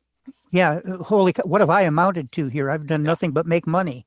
Yeah, I've done nothing but selfishly make money, and build an empire for myself. And here's my father has done all this. And again, that's why I think the whole purpose behind the chase morphed from one who was going to take it with him, his original idea. And then that idea changed because he survived cancer and ruined that whole original plan. Yeah, and remember, for the previous 20 years, Forrest had been hanging out where, making money he was hanging out with people who made a lot of money, who could afford to spend a lot of money. I mean, Making money became his focus too. Sure. I suspect. I don't know that. Well, he didn't want his best customer to just be giving him $100. Right. He says, he wanted to work in luxuries where he could make a lot of money. And he was very successul at that. He was very good at it. But he looks at his dad, and his dad did something more with his life. Sure. And so at that point, it must have been a realization for him. Maybe I think that would be a good question to Forrest, and maybe he's already answered this, but how does he feel now? Does he think he's kind of turned that around to where, making money wasn't the main object, where now is it about more passing on, not necessarily the thrill of looking for a treasure, but the thrill of just learning and passion and delving yourself into a mystery like we all have. And I mean, I could ask you, what have you learned, in this whole chase over the 9+ years you've been in this? Well, and carrying on that question you originally asked is, remember, I mean, Forrest oriented this toward kids and families. Mm-hmm. I think he was trying to get a little bit there of the dignity that his father had. Yeah. He was trying to restore a little bit for himself there with doing something for kids and doing something by getting them outside. When did he originally start saying that, though? Because I've got a little bit of a rebuttal to this that stood out to me, in that you posted this interview on your media coverage, and it's the one interview, it was an early interview from like 2011 or something with Douglas Preston at the house with somebody. And Forrest was stating, and I'm going to totally paraphrase this and mess this up, guys, but you guys can go find this interview on Dale's site. And if I can remember to find it, I'll put the link in the description below for you. But it was an interview where Forrest Fenn admitted getting an email from somebody stating that, hey, thank you for getting us out. We know we're not going to find the treasure, but we're out here and we're spending all this time and getting our kids off the couches and stuff like that. And Forrest Fenn admits to that being an unforeseen byproduct of the chase. So it wasn't like that was his original intent. It just seems like that afterwards he realized that this is what he was doing. And I may be getting this all wrong, but go back and listen to that interview. It's only like a 30-minute interview. It's a great interview with Douglas Preston and Forrest Fenn. And I can't remember who was doing the interview, but he says that. So it's almost like he's admitting that that wasn't his initial purpose, that it was an interesting byproduct of the whole chase. And then he just kind of, adopted that whole belief, to do that. So just something you may go back and listen to it, Dale. I don't know maybe if you picked up on that or not, or maybe something. No, I didn't pick up on that. Yeah. Let's see if there's some other questions in here, but it's interesting. Go back and hit that. William says Forrest wrote several books before The Thrill of the Chase, so that doesn't make sense. He must be talking about something we were. I was thinking about that earlier too. The fact when we were talking about him, his autobiography, and whether or not. And when he wrote that, and I was thinking also that yes, he had written several books before he ever thought about writing that autobiography or that memoir. I guess it's not an autobiography. At any rate, well, he had even admits that I've written several other books before this one, never such as poignant or whatever. I think he says in the Thrill of the Chase, but he often says, who's going to read my book? My mom and dad are both dead. Who's going to buy this thing? Yeah, and maybe that was the hook. The treasure was the hook to get people to read the book. I mean, people look at that. Oh, he put the treasure out there so people would read his book. And it's all about legacy and all that other stuff. And he admits in his interview in the the California Sunday article, The Everlasting Forrest Fenn, where the interviewer or the editor of that story had asked him, Forrest Fenn, do you think this is all about, your legacy? And he immediately says no. And then he says later in that story, the interviewer says that Forrest Fenn said, hey, I thought a lot about that question about legacy. Ask me the question again. And then Forrest Fenn admitted saying, yeah, I think it could be a bit about legacy. And it has to be in some ways. He doesn't want to be forgotten. He doesn't want to be like those, French soldiers that were forgotten. None of us do. No, I don't think any of us do. It's an ego thing. Yeah. I mean, we all hope we could do something good in the world that somebody would say, what is it? Somebody, I can't remember where I've heard this before. Maybe but somebody said, you aren't really dead until the last person who ever knew you is dead. Yeah. And at that point, you're gone. Nobody to talk about you anymore. Nobody to say, I wonder whatever happened to that stupid night. I think Forrest Fenn has quoted that somewhere. I've heard it very, very exactly, almost word for word for what you're saying. Yeah. Yeah. And so I believe that that's true. And I think a lot of folks think about that, particularly when you get a little older. Yeah. You think, geez, what the hell have I done that somebody's going to remember me for? Okay. Nothing. Okay.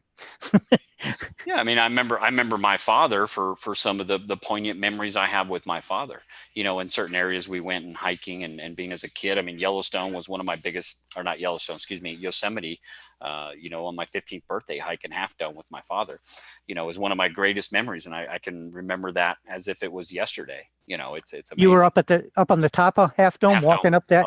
Oh yeah. Boy, that's so frightening up there. It is pretty. When I did it back, and this was in '85, all they had was this chain link, one side of this like poles every 20 feet, and there was chain going in between it, and there's like these wood slats that were drilled into the side of the granite. I mean, and you look at that and you keep thinking, well, if I start over there, what if I can't stop? Yeah, I'm just going to go right over the edge. No way, man. I'm not going over there. And then there's this guy that's got this this video out you can watch on Netflix. I can't remember the name of it, where this guy literally free climbs the face of El Capitan with no ropes. Yeah. I mean, I watched that video and I was just like, on the edge of my seat, like my heart was racing for this guy the whole time, just expecting this guy to fall off at any second. Like it was his 6th or 7th attempt. And we're complaining about a chain link, rope going up the side of a half dome. It's at a 45-degree angle, not 90 degrees. But anyway, Minotaur Marino says, at the flip side, have you seen Cynthia's latest couple of blogs? The Thrill of the Chase was originally titled The Rye Sequel. I haven't seen that, Minotaur. I haven't read it. No. Have you read that on Cynthia's blog yet? I haven't. Sorry, Cynthia. We haven't read it. I'm sorry. We'll go and read it. I have not seen that, though. I don't know if that's true. Maybe Forrest Fenn. I love Cynthia's blog. Mm-hmm. The only problem is I can't comment over there because you have to be a Facebook member. Oh, you're not on Facebook? Not me. You're like the last remaining one. This is like Invasion of the Body Snatchers, and they're going to come get you. Right. I'll go over there and read it. So, Cynthia, we will go read your blog. Dale, you tell me what you want to say, and I'll put it in there and see. Dale said this. Dale said he wants more shots of you. You'll do that even if I don't tell you anything. I know. I'll just say, Dale said he wants more shots of you in Ojo Caliente. Well, she knows that. GCG says, in the next few weeks, I'm deciding whether or not to release all the clues from 1 to 8 of my interpretation of the possible 9th clue, including videos just on. Yeah, I mean, there's a lot of people. I think even Iron Will, I made a note to talk about this. Iron Will has said that he's going to release his complete solve over on your site, I think. I think there's a lot of people here as of late. Yeah. That a lot of people were starting to, I hate to say give up. I don't think people were giving up. I mean, I think Iron, he's been in this for a long time, and he may just be at a point. Well, he took a break a while back too. He was gone for, I don't know, 6 months or 8 months or something. Yeah. And then he came back and he got real active again. And then, and now I don't know if this means that he's giving up or if it just means that he's not going to keep it to himself anymore. Maybe he just wants to have somebody to talk with about it. Yeah. Well, it was good having him on the show the other day. It was awesome, especially when he was just chomping on his food. Who was the elephant in the room? Oh, Bill Gorman on the. No, I know. I just thought that was pretty. On the encore, strange. Yeah. Bill's a lot of fun. If you've met Bill in person, right? Yeah. Bill's a lot of fun to talk to. He's a fun person to talk to in person. GCG also says, just don't know if I'm done yet. Want to pass it on. Yeah, GCG, that's something you have to think about. I mean, I think we've all joked about this. Forrest Fenn could jump on Dale's blog, with a pseudonym and post the correct solve, and we'd probably all pick it apart and say it's completely wrong. So GCG, idea. I mean, golly, yeah, it's a great idea. It would be probably completely hilarious, I mean, Forrest would get a kick out of that. So. Oh, God, he would. Well, I think about that anyway. I think about some of the information that he's handed out. And I think, someday Forrest is going to say to us, I told you exactly where to go. Yeah. You just weren't listening. Here it is right there. You know, when I mentioned da-da. I told you where it was. Right. I mean, that would be just exactly like him. He has that kind of sense of humor. Yeah, he does. Yeah, he does. And we'd all be going back through all this noise trying to figure out what it was, and everybody be saying, it's this right here. It's this absolutely. My confirmation bias kicks your confirmation bias ass, and I'm right and you're wrong. And it would just be a complete. And Forrest Fenn would be laughing his ass off. Oh, he'd be having fun with that. Yeah, no doubt. Milan Finner says, at the flip side, did Finn ever mention to Dale his Mountain Men days? Did he ever talk to you about his Mountain Men days? Only a little bit, and it was brought up because of the photograph.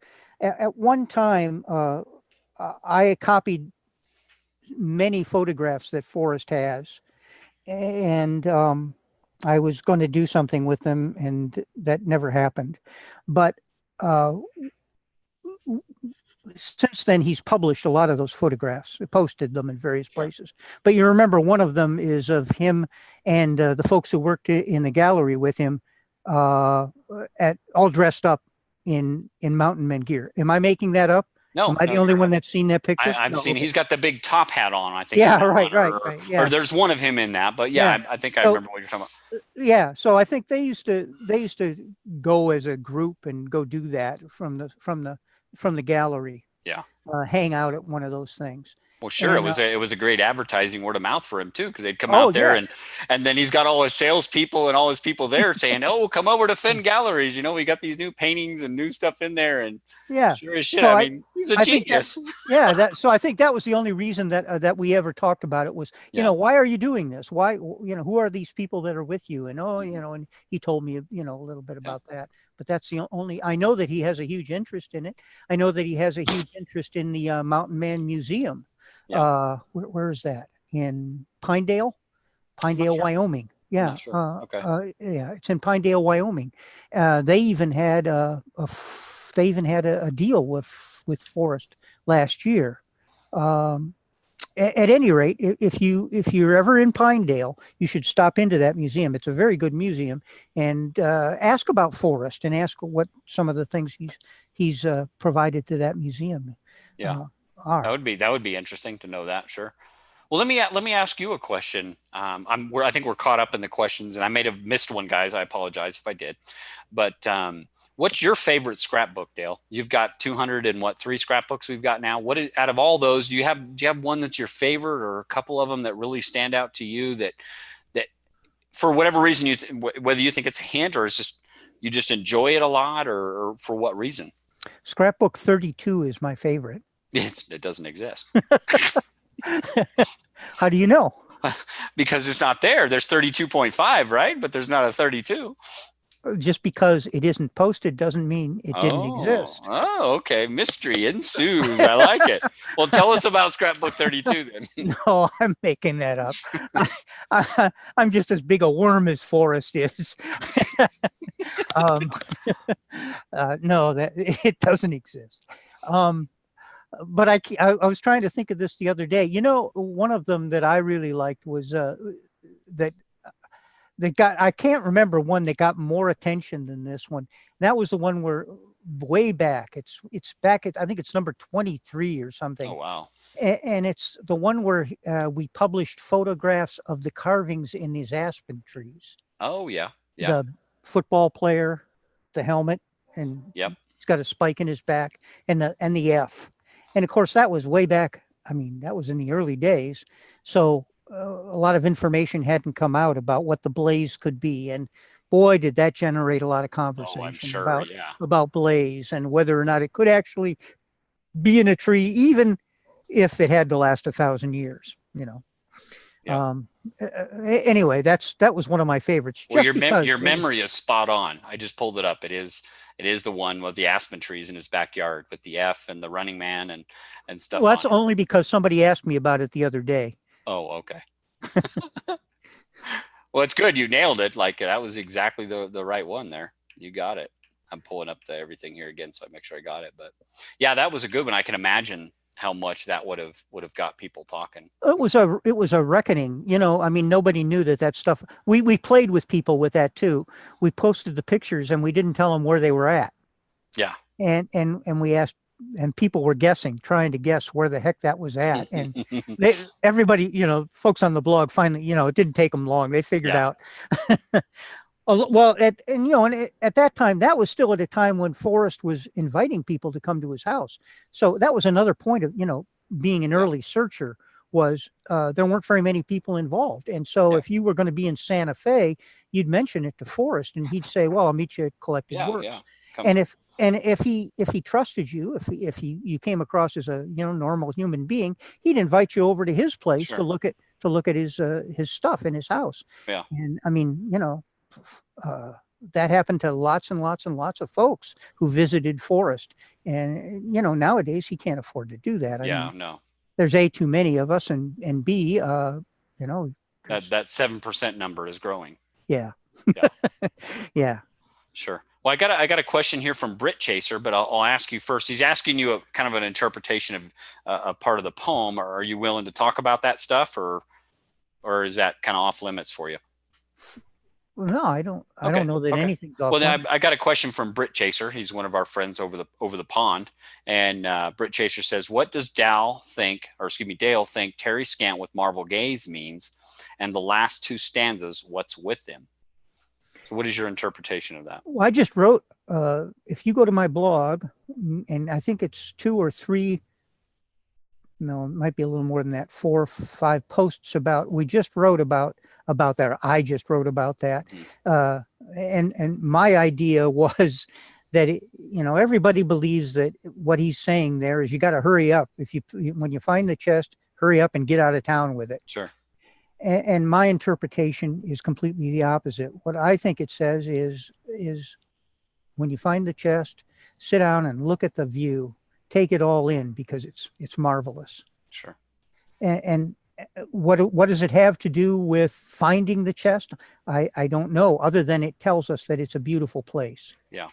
Well, does it, and that shouldn't that coincide? I think we talked about this in one of our videos, that doesn't that coincide if this is really going to be a place that you're going to end your life, and this is going to be the last view that you're going to see before you take those 50 sleeping pills and you go back Absolutely. to the dirt, so to speak. Yeah. Do you want to be looking at a crevice that you got your head tucked in, Yeah. because you want to throw yourself on top of this chest and end it that way? Or is it going to be something that is a beautiful view, or something that you're going to enjoy, that being the last thing that you ever get to see? So I think that I agree with your interpretation. I think that there's got to be some kind of view, something that is beautiful, whether you think it's a beautiful waterfall or a view of something else. I mean, Well, he's told it's all us, open I'd see animals, I'd see mountains, I'd see trees, I'd smell wonderful smells. So if you can't see those things from where you believe the chest is, if you're in a hole or surrounded by or in a cave, or you're in the wrong place. You got to go back and rethink this. Well, he says if I was standing where the treasure chest is, and we're theoretically thinking the exact spot that the treasure chest is, then yeah. So and I can remember a multitude. There were lots of people who used to come up with solves, and we probably still have a few of them on the blog, but who would end up in places that were full of junk, old iron bed springs and rubbish, and they felt that's where the chest was. And one man's trash is another man's treasure. Dan. I never fell for that. I mean, I'm sorry, but I believe it's a beautiful place. Yeah.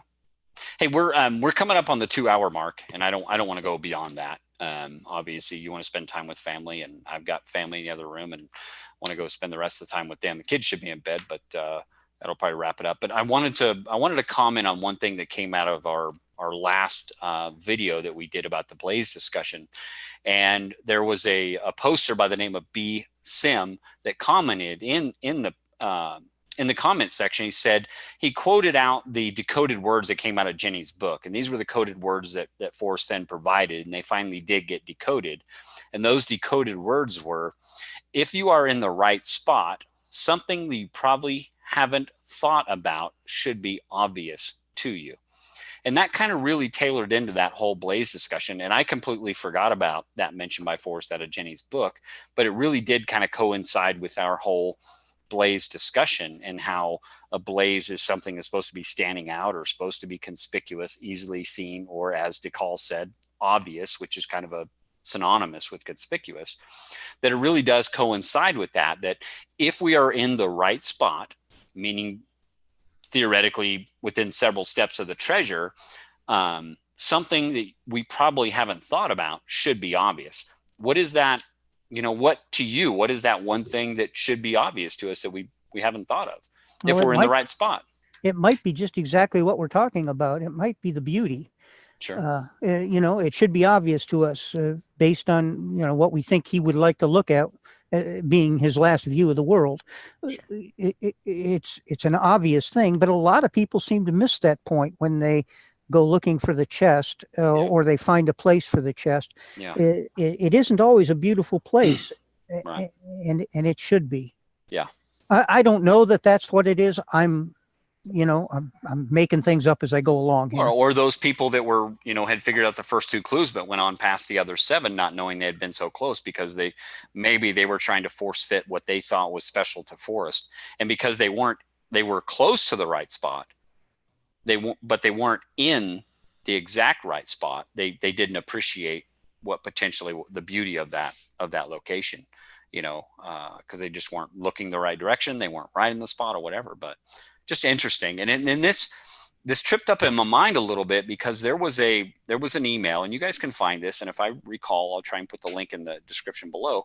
But there was an email exchange between Mindy Fossey and Forrest Fenn, and she's posted this over on Chase Chat. It goes back to 2015, but it's an email, and you guys can find this. Do search for it on Chase Chat, called "At the Right Spot" email. And in there, Mindy Fossey shares a screenshot of an email conversation between her and Forrest. It's very short. We miss a lot of the context of it, but it basically said Mindy had asked Forrest Fenn, "So no one is looking near the right spot?" And Forrest Fenn responded, "No." And he said this very short. He said, "No one is looking at the right spot." So he's admitting that people were near the right spot. They're just not looking at the right spot. And if you go back to the weekly words of December 30th, 2016, it was one of the very last weekly words we got from Forrest Fenn. And those were, "If you wear a smile to the right spot, you will wear a grin going home." So all these things kind of, I mean, it's obvious, right? If you find the right spot and you find the treasure, you're going to wear a grin going home. But all these things kind of, the lines sort of cross in a way to make sense. He's trying to get us in the right spot, and something like you said, that we hadn't thought of. Maybe we haven't thought of. Not everybody. There might be somebody may have thought of that. They just can't prove it yet. This thing should be obvious to them. Whether that is that great view, and then we understand why this place is special, or why somebody would want to end their life in this place, might be obvious to us. It may not, but anyway. Yeah, I keep wondering, just how beautiful is this place? I mean, that would be his special spot. That is so beautiful. I mean, I haven't found any place that I've considered to be the place I would like to be when I die. Yeah. I've never even considered dying, but I don't know what kind of a place that would be. It has to be one beautiful spot. Well, to Forrest Fenn, it's definitely not going to be in a hospital bed with a bunch of people standing around him and tubes going out of his nose. It's like I think he had said in a featured Q&A one time, and I can't remember exactly where it was. It's obvious on Jenny's site, but somebody had asked him, would you still like to make that happen? And Forrest Fenn said, absolutely. It would be the boldest thing I would ever do.